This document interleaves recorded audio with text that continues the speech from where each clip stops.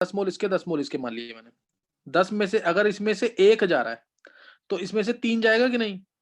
और ये बनेगा कितना 2। कोई डाउट किसी को? यानी इसमें से अगर x जा रहा है तो इसमें से जाएगा 3x और बनेगा कितना 2x। नहीं है डाउट कोई? No sir. सिंपल सी लाइन लिखी है, ये 1 खत्म होता है तो ये 3 खत्म होता है और बनता कितना है? डबल 2 बनता है। तो यानी इसका मतलब N2 का कंसंट्रेशन सबसे ज्यादा होना चाहिए। N2 का सबसे, क्योंकि इसमें कमी जो आई है वो बहुत कम आई है, तो N2 का कंसंट्रेशन सबसे ज्यादा होना चाहिए। इनिशियली रिएक्टेंट ज्यादा होने चाहिए, इक्वल मोल्स मैंने बोला था, तो इसलिए सेम पॉइंट से स्टार्ट किया मैंने, सेम पॉइंट से स्टार्ट किया। N2 का कंसंट्रेशन ज्यादा होना चाहिए, ज्यादा ये इसमें भी ज्यादा है, ऊपर है, और बस इसमें और एक इसमें, दो में ऊपर है, दो में ऊपर है। और H2 में जो कमी आएगी ना, देखो अगर इसमें x की कमी आ रही है तो इसमें 3 टाइम्स कमी आ रही है, इसमें 3 टाइम्स कमी आ रही है। बस डाउट कहां पे रहेगा? ए और सी ग्राफ में। अब बताओ ए और सी में से कौन सा होगा, किसमें ज्यादा कमी आ रही है? H2 के अंदर ज्यादा कमी आनी चाहिए, बस सी में आ रही है। सी सी के में। अंदर दिख रहा है, सी के अंदर है, दिख रहा है ना, सी के अंदर है, इसलिए आंसर सी होगा। और H जो NH3 है वो डबल बढ़ना चाहिए, डबल बढ़ेगा ये। जितना ये कम हो रहा है, देखो कम कितना है इसमें, यहां से यहां तक जो कम हुआ, एक कम हुआ, ये एक ही है ना, और ये कितना कम हुआ फिर? 3 कम हुआ। नहीं समझ आई बात? और ये कितना बढ़ रहा है? 2 बढ़ रहा है। दिख रहा है डबल की नहीं लगभग? नहीं समझ आ रही बात अभी? सर आगे। हाँ, तो ये ध्यान रखना चाहिए, कर्व पहचानना आना चाहिए, ऐसे क्वेश्चन आते हैं, ऐसे क्वेश्चन पेपर में आते हैं। एक बता दिया, इससे निकालना आना चाहिए आंसर में। चलो नेक्स्ट हम अपना टॉपिक स्टार्ट कर रहे हैं। टॉपिक स्टार्ट कर रहे हैं। लास्ट टाइम हमने हेनरीज लॉ पढ़ लिया था, 12th का टॉपिक है वैसे वो, law of mass action. Law of mass action,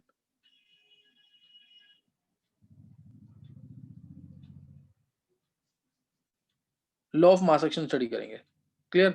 law of mass action, law of mass action क्या, ये क्या कहता है कि कोई भी सब्सटेंस कितनी स्पीड से रिएक्ट कर रहा है। क्लियर? कोई भी सब्सटेंस कितनी स्पीड से रिएक्ट कर रहा है वो डिपेंड करेगा उसके उसके कंसंट्रेशन के ऊपर, यानी एक्टिव मास के ऊपर, यानी उसका कितना एक्टिव मास इन्वॉल्व है रिएक्शन के अंदर। समझे कि नहीं? नहीं समझ आई बात? कोई भी सब्सटेंस कितनी स्पीड से रिएक्ट कर रहा है वो डिपेंड करेगा उसके एक्टिव मास के ऊपर। तो रेट एट विच सपोज कोई भी रिएक्शन हुई है, suppose A gives plus B gives products, अगर ये रिएक्शन हुई है तो इसका मतलब rate at which A reacts, rate at which A reacts proportional to concentration of A,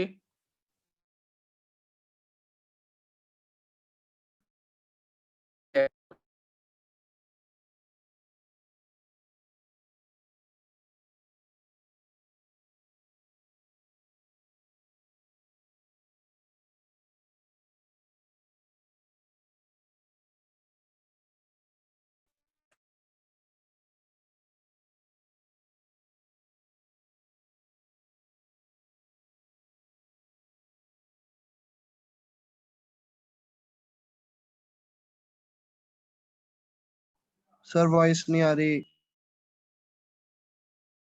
yes sir. Sir गए। एक मिनट।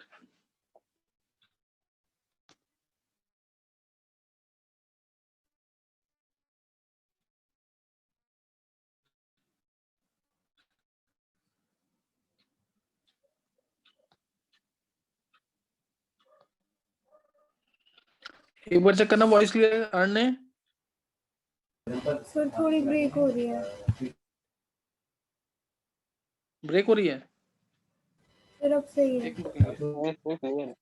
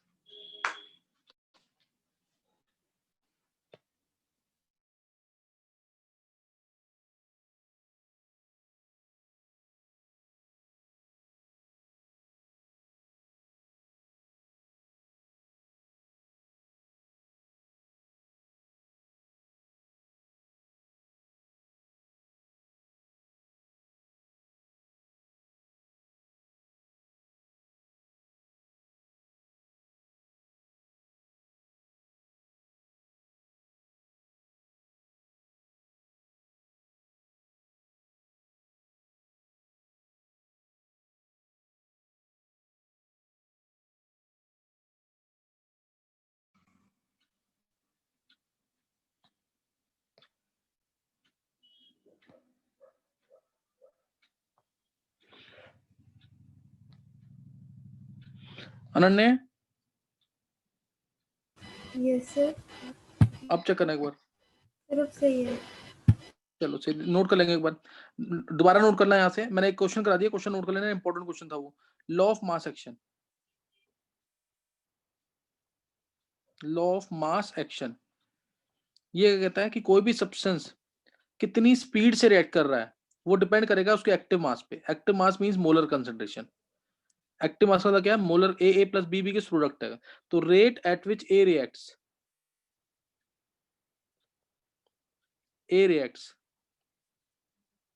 वो डायरेक्टली क्वेश्चन होगा concentration, molar concentration of A. Molar concentration को स्क्वायर ब्रैकेट में नोट करते हैं, और मैंने तुम्हें बताया एक्टिव मास जो है वो डायरेक्टली प्रोपोर्शनल होता है किसके?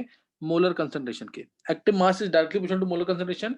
और यहाँ पे ना एक्टिव मास को वैसे माना जाता है कि गामा इंटू मोलरिटी होना चाहिए, गामा इंटू मोलरिटी। लेकिन गामा जो है आईआईटी के सिलेबस में भी, इवन आईआईटी एडवांस में भी गामा की वैल्यू 1 ले रखी है। तो इसलिए तुम्हें क्या मानना है कि एक्टिव मास और मोलर कंसंट्रेशन या मोलरिटी दोनों एक ही बात है। एक्टिव मास और मोलरिटी एक ही बात है, ये ध्यान रखना इसके अंदर। क्लियर? एक्टिव मास और मोलरिटी दोनों क्या है? ये एक ही बात है। समझिए कि नहीं है? कोई डाउट किसी को? सर वैसे एक नहीं होते? हाँ, एक नहीं होते, ये दोनों में डिफरेंस है। लेकिन अब आईआईटी के सिलेबस में भी यही माना हो कि दोनों सेम है, तो इससे दोनों को सेम मानना है। एक्टिव मास या मोलरिटी या मोलर कंसंट्रेशन एक ही बात है। तो rate at which A reacts proportional to A, इसमें कोफिशिएंट जो है वो पावर में जाता है, ये पावर में जाएगा। और ऐसे ही बी का कोफिशिएंट भी कहां जाएगा? पावर में जाएगा। मतलब जैसे मान लो अगर ये 2a+3 भी होता, 2a+3 भी होता, तो तुम लिखते rate at which first A reacts, rate at which first A, पहला वाला ए, 2a है ना इसमें, ए रिएक्ट्स प्रोपोर्शनल किसके होता? ए के। a⁻²। प्रोपोर्शनल होता किसके? ए के। सेकंड ए रिएक्ट कर रहा है, सेकंड ए रिएक्ट करेगा जो, वो भी किसके प्रोपोर्शनल आ जाएगा? ए के। तो ए स्क्वायर आ जाएगा कि नहीं? ऐसे ही तीनों बी है तो बी क्यूब आ जाएगा, ए स्क्वायर बी क्यूब। समझे कि नहीं? ये यही law of mass sir action है। Rate at which A react जो हम टोटल फाइनल लिखेंगे वो a²b³ लिखेंगे। हाँ, A square B cube. Rate of this reaction in terms of reactant will be A square into B cube. समझिए कि नहीं? ये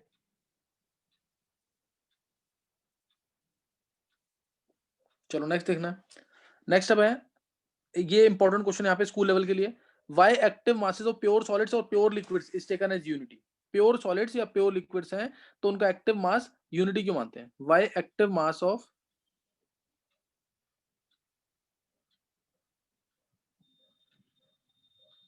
pure solids and liquids is taken as unity. क्यों मानते हैं यूनिटी इसको? तो नोट कर लेंगे एक बार। Active mass of pure solids and pure liquids is taken to be unity. Reason क्या है इसका? देखो, एक्टिव मास का मतलब क्या है? Molar concentration. कंसंट्रेशन क्या होता है? Number moles by volume. Concentration क्या होता है? Number moles by volume. Number moles को क्या लिखते हैं हम? Given mass by molar mass. Given mass by molar mass upon में वॉल्यूम है ही, और मास बाय वॉल्यूम क्या बन जाएगा? डेंसिटी। डेंसिटी बाय मोलर मास। तो यहां से हो गया डेंसिटी प्योर सॉलिड्स की फिक्स होती है, डेंसिटी प्योर सॉलिड्स की फिक्स होती है, और मोलर मास भी फिक्स होता है। तो ये कांस्टेंट टर्म है, इस कांस्टेंट टर्म को हमने 1 एज्यूम कर लिया। समझ नहीं? इस कांस्टेंट टर्म को हमने क्या एज्यूम कर लिया? 1। बस यही रीजन है इसका। That's why active mass of pure solids and pure liquids is taken to be unity. कोई डाउट किसी को? इसको प्योर सॉलिड आ जाए या प्योर लिक्विड आ जाए तो उसको 1 मानना हमेशा। बस वाटर के केस में ध्यान रखना, वाटर अगर एक्सेस में होता है, वाटर एक्सेस में होता है और जनरली रिएक्टेंट्स की फॉर्म में होगा तो उसको 1 लेना है। कई बार प्रोडक्ट में बनता है तो कम अमाउंट में बनता है, प्योर नहीं होता वो, तो उसको हम 1 नहीं मानते हैं वाटर के केस में। वाटर अगर प्रोडक्ट में आता है तो एक्वस फॉर्म में वाटर का कंसंट्रेशन क्या मानना है? यूनिटी। जैसे CH3COH plus H2O,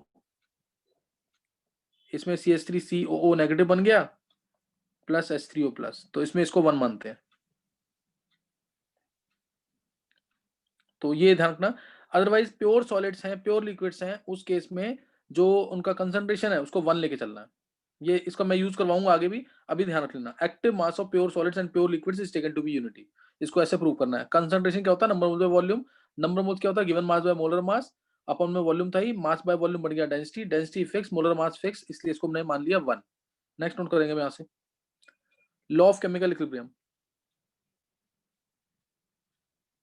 law of chemical equilibrium, ये इंपॉर्टेंट डेरिवेशन है। Law of chemical equilibrium. Law of chemical equilibrium क्या कहता है? सपोज रिएक्शन हो रही है A plus B gives C plus D, equilibrium का साइन है बीच में, C प्लस डी रिएक्शन हो रही है। तो rate at which A reacts, थोड़ा फास्ट लिखना, rate at which A reacts, rate at which A reacts क्या होगा? Directly proportional to A concentration. Similarly, rate at which B reacts directly proportional to concentration of B. Rate at which A and B react together. Rate at which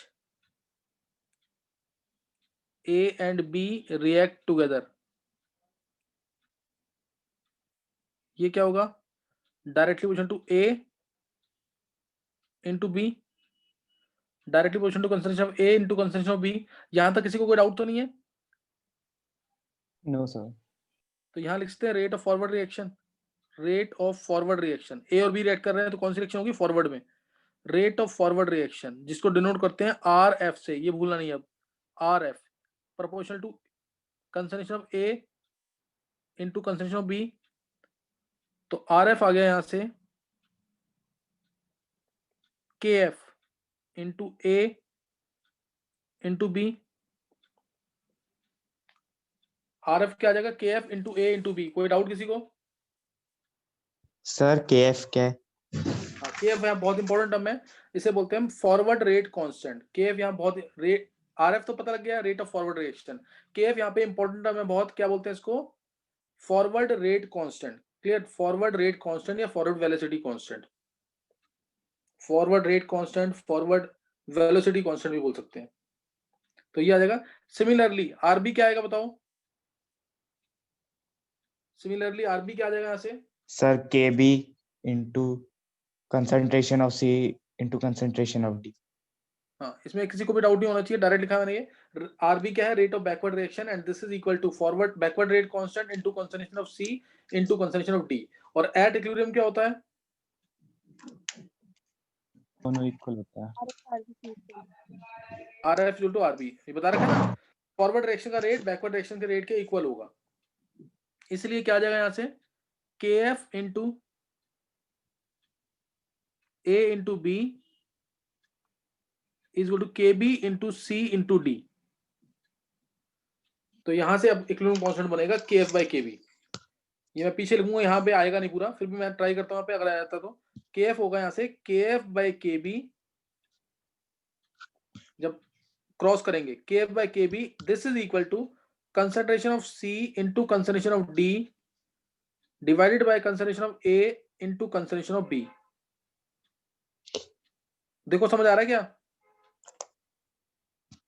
ये पूरा expression है जो मैं next page पे भी लिखूंगा एक बार। Most important expression, आयनिक में और केमिकल में दोनों जगह यूज होगा, आयनिक और केमिकल दोनों में यूज होगा।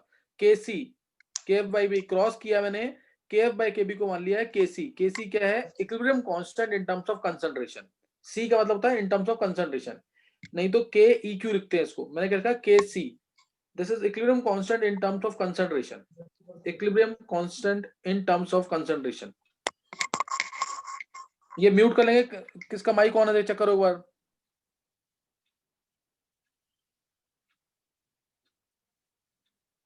बात समझ आ गई कि नहीं है?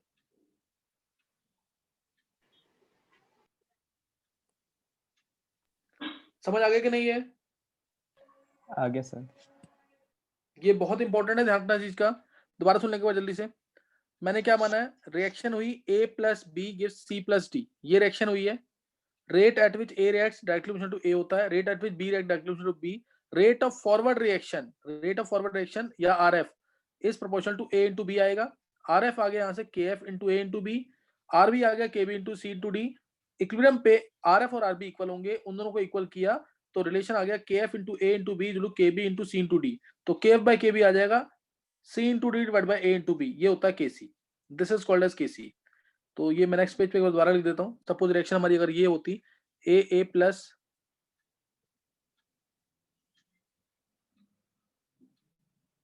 डी, तो ये इसमें आ जाएगा हमारा जो KC होगा वो होगा concentration of C raise to C, concentration of D raise to D, concentration of A raise to A, ये आ जाएगा, ये KC है, दिस इज KC। और अगर ये गैशियस है सब, ध्यान रखना, अगर ये सारे गैशियस हैं A B C D चारों रिएक्टेंट्स और प्रोडक्ट्स अगर गैशियस हैं तो उस केस में KP डिफाइंड होता है KP, this is equilibrium constant in terms of pressure, clear, this is equilibrium constant in terms of pressure and will be equal to partial pressure of C raise to C into partial pressure of D raise to D upon में partial pressure of A raise to A into partial pressure of B raise to B, ये KP है। और एक और term होती है वैसे KX, हालांकि इसको यूज नहीं करते, इसका क्वेश्चन भी नहीं आया कभी, KX mole fraction of C raise to C into mole fraction of D raise to D divide by, this is equilibrium constant in terms of mole fraction of A raise to A, mole fraction of B raise to B, ये भी लिखते हैं एक term. तो फिर अभी हमें next जो डेरिवेशन करनी है KP और KC में रिलेशन, पेपर में जरूर आना, वो KP और KC में रिलेशन निकालनी है। और KP और KC में रिलेशन कब होगी, जब हमारे पास प्रेशर और कंसंट्रेशन में कोई रिलेशन होगी, अगर इन दोनों में रिलेशन है तो होगी। ऐसी KP और KX में रिलेशन निकालनी है अगर, तो कब आएगी रिलेशन इन दोनों में, जब हमारे पास प्रेशर और मोल फ्रैक्शन में कोई रिलेशन हो। तो ये भी प्रूव करेंगे, पेपर का क्वेश्चन मतलब डेफिनेट है कि KP और KC में रिलेशन डिराइव करो, यही क्वेश्चन आना पेपर के अंदर, वो सबसे इंपॉर्टेंट क्वेश्चन है वो। तो यहाँ पे मैंने बता दिया कि कैसे एक्सप्रेस करना है, एक दो एग्जांपल और लिखते हैं फिर करते हैं आगे। पहले यहाँ पे अगर आता है question state and derive law of chemical equilibrium, question कैसे आएगा, state and derive law of chemical equilibrium, तो तुम्हें डेरिवेशन में बता दिया तुम्हें। अब स्टेटमेंट इसकी क्या होगी, यहाँ पे KF बाई KB भी लिखते हैं, कुछ भी नहीं पता तो ये भी लिखते हैं, इसमें भी मार्क्स मिल जाएंगे। KC क्या बोलेंगे, equilibrium constant is ratio of forward to backward rate constant, ratio of forward rate constant to backward rate constant, ratio of equilibrium constant क्या है, ratio of forward rate constant to backward rate constant, या फिर equilibrium constant, एक बार सुन लेंगे फिर खुद लिख लेना, इंपॉर्टेंट चीज है काफी। इक्विलिब्रियम कांस्टेंट क्या होता है, equilibrium constant it is ratio of product of products, it is ratio of products to product of concentration of reactants, it is ratio of product of concentration of products to product of concentration of reactants, each raised to the power equal to their coefficient, each raised to the power equal to their coefficient, यही जो यहाँ पे mathematical form है उसको मैंने words में बोला है, it is ratio of product of concentration of products to product of concentration of reactants raised to the power equal to their coefficient, raised to the power equal to their coefficient, ये इसकी statement है, दोनों statement बोल दिया मैंने। अब एक दो एग्जांपल लिखेंगे इसकी फिर आगे एक्सप्रेस करते हैं। जैसे अगर मैंने एग्जांपल लिया इसका से N2 plus 3H2 gives 2NH3, N2 plus 3NH2 gives 2NH3, gaseous reaction है, इसका KP और KC दोनों, KP तभी एक्सप्रेस कर सकते हैं कोई एक रिएक्टेंट या प्रोडक्ट किस फॉर्म में हो, गैसियस फॉर्म में हो, तो इसमें तो KP भी एक्सप्रेस कर सकते हैं हम, KC भी, क्योंकि इसमें गैसियस आ रही है। तो इसे यहाँ पे अगर मैं KP की बात करूं तो KP होगा पार्शियल प्रेशर ऑफ NH3 का square divide by partial pressure of N2 into partial pressure of H2 का cube into partial pressure of H2 का क्यूब, ये आ जाएगा। डाउट तो नहीं किसी को? और KC जो होगा वो होगा कंसंट्रेशन ऑफ NH3 का स्क्वायर, कंसंट्रेशन को चाहे स्क्वायर ब्रैकेट में लिख दो या C लिख दो, कंसंट्रेशन ऑफ NH3 का square divide by concentration of N2 into concentration of H2 का cube into concentration of H2 का क्यूब, ये होगा KC। समझ आ गया कैसे एक्सप्रेस किया है? KP और KC, ऊपर प्रोडक्ट्स आना है, कोएफिशिएंट पावर में आ जाएगा, नीचे रिएक्टेंट्स आने हैं। इस तरह से KP और KC को रिप्रेजेंट करेंगे, क्लियर? इस तरह से KP और KC को रिप्रेजेंट करेंगे। नेक्स्ट क्वेश्चन देखेंगे। जैसे मैंने लिया CaCO3, मार्बल ले लिया, सॉलिड फॉर्म में होता है, ये टूटेगा CaO solid plus CO2 gaseous. अब मैंने बोला इसका Kp और Kc एक्सप्रेस करो, तो इसमें अब Kp क्या होगा, partial pressure of CO2 only, और Kc क्या होगा, कंसंट्रेशन ऑफ CO2 सिर्फ, क्योंकि यही गैस है, बाकी दोनों प्योर सॉलिड है। ये समझ आया कि नहीं? Kp को मैंने ऐसे एक्सप्रेस किया है, प्योर सॉलिड और प्योर लिक्विड को क्या मानना है, 1। ये चीज समझ आ गई 11th वाले बच्चों को कि नहीं? Kp is equal to partial pressure of CO2 only, और Kc is equal to concentration of CO2 only. CaO 1, CaCO3 1, तो प्रोडक्ट में सिर्फ एक ही है हमारे पास, CO2। किसी को डाउट है इसमें? No sir. समझ आ गया ये? चलो ये अब इसमें क्वेश्चन कैसे आएगा स्कूल में? क्वेश्चन आएगा कि why vapour pressure of CO2 becomes constant during decomposition of limestone। why vapor pressure of CO2 becomes constant during decomposition of limestone? क्योंकि वेपर प्रेशर ऑफ CO2 किसके इक्वल आ रहा है, Kp के equal. Vapour pressure of CO2 किसके equal आ रहा है, Kp के equal, इसलिए कांस्टेंट हो रहा है। इसलिए क्या हो रहा है, constant. why vapor pressure of CO2 becomes constant during decomposition of limestone? क्योंकि ये इक्वल किसके आ रहा है, Kp के, इसलिए कांस्टेंट हो रहा है। ऐसे ही why vapor pressure of water becomes constant during its evaporation?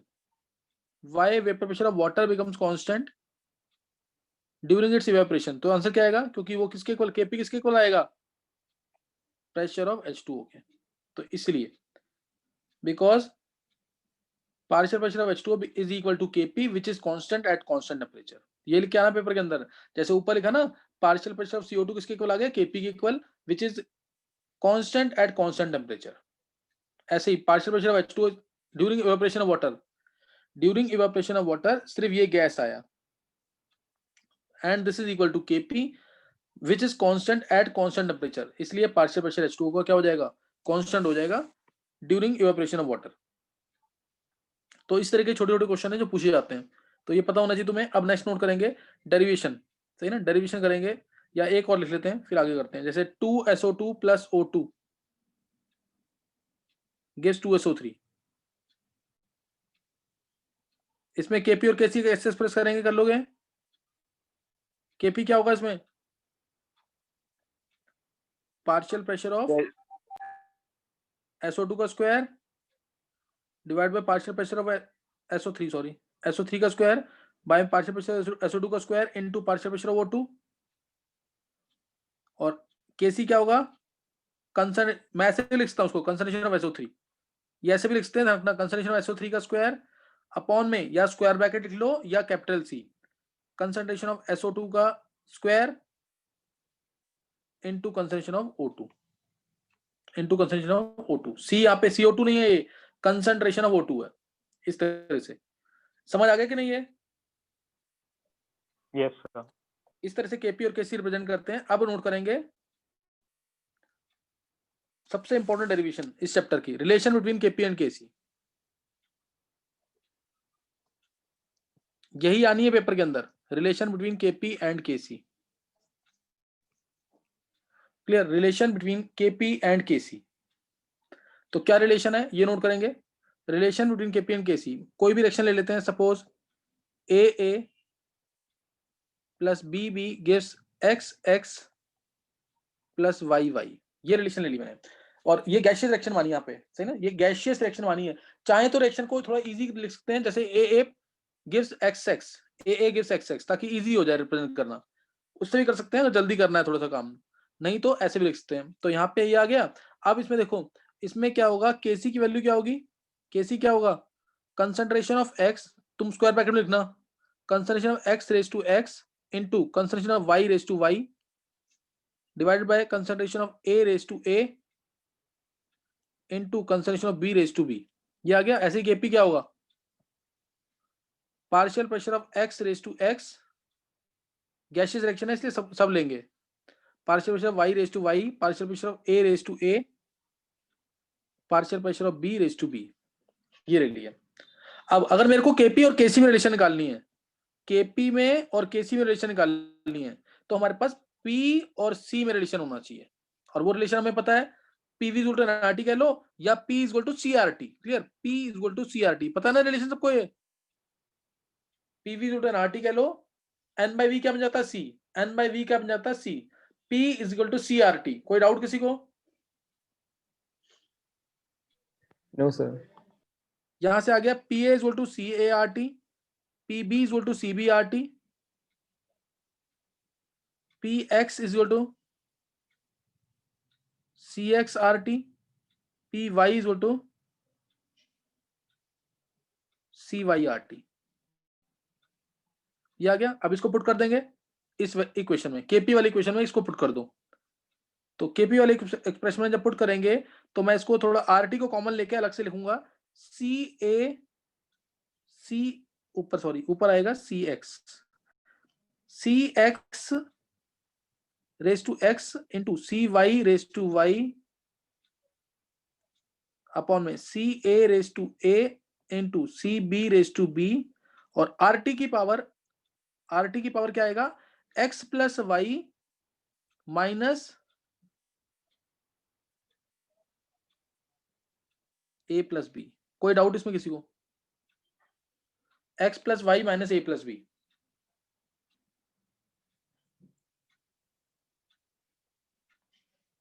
किसी बच्चे को कोई डाउट तो नहीं है इसमें? No sir. हाँ, ये टर्म क्या है अब? डेल्टा एन जी, ये वाली टर्म, ये तो कैसी हो जाएगी?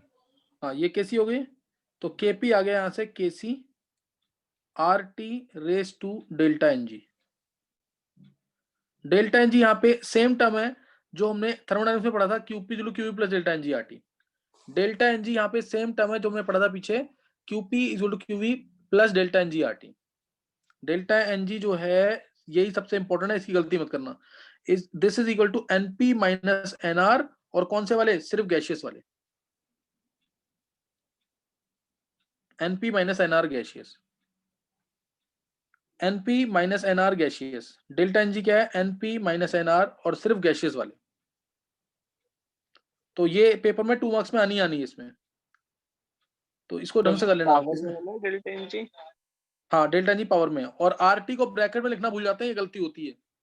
RT ब्रैकेट के अंदर है, RT की पावर में है डेल्टा एन जी, ठीक ना, RT की पावर में है डेल्टा एन जी, तो ये भी ध्यान रखना इसके अंदर। अच्छा, अब इसमें अब जैसे क्वेश्चन में अगर मैं बोलूं रिएक्शन दे दी, रिएक्शन ली सपोज, चलो यही 2SO2 plus O2 gaseous reaction है, 2SO3 gas B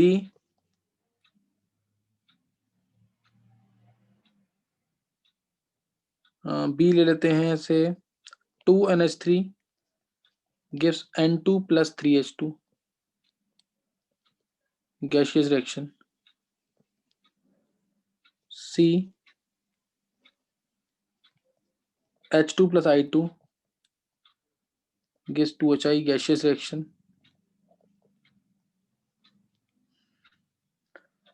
D reaction ले लेते हैं,